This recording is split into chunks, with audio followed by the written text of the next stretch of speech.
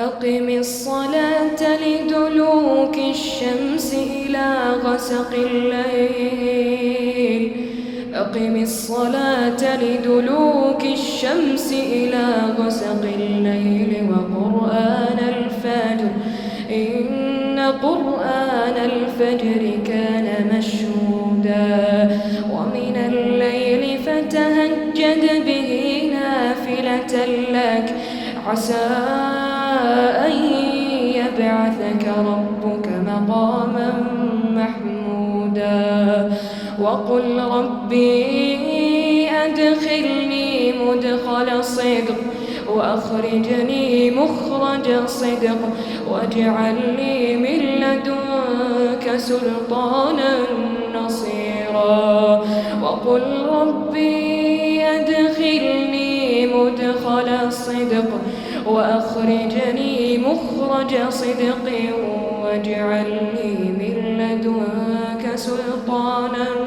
نصيرا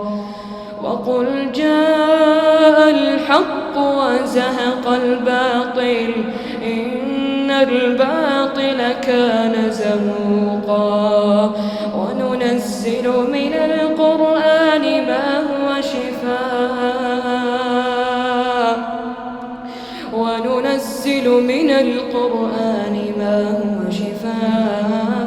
ورحمة للمؤمنين ولا يزيد الظالمين إلا خسارا وإذا أنعمنا على الإنسان أعرض ونأى بجانبه وإذا مسه الشر كان يئوسا قل كل يعمل على شاكلته فربكم أعلم بمن هو أهدى سبيلا ويسألونك عن الروح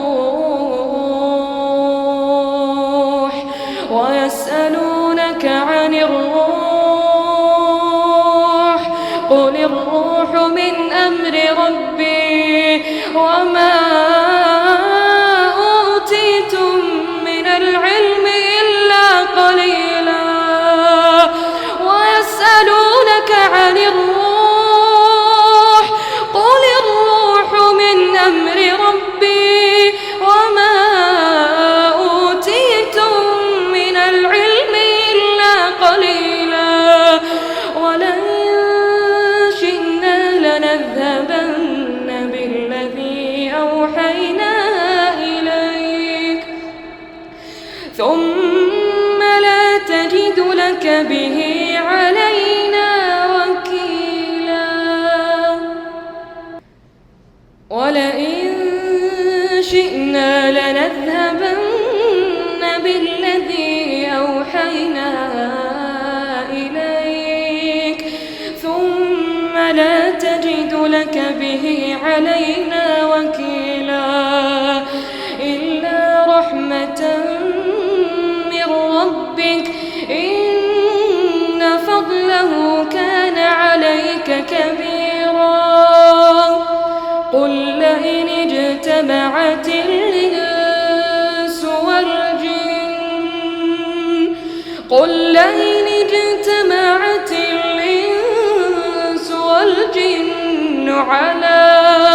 على يأتوا بمثل هذا القرآن لا يأتون بمثله ولو كان بعضهم لبعض ظهيرا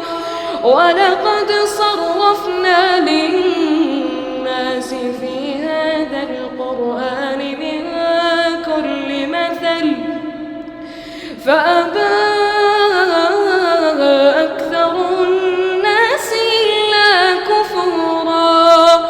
وقالوا لن نؤمن لك حتى تفجر لنا من الأرض ينبوعا أو تكون لك جنة من نخيل وعنب فتفجر الأنهار خلالها نسقط السماء كما زعمت علينا كسفا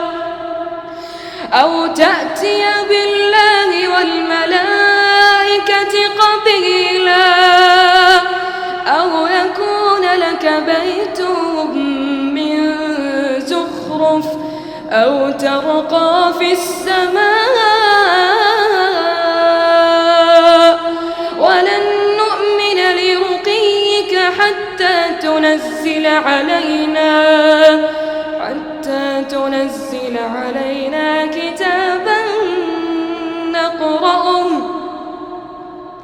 قل سبحان ربي هل كنت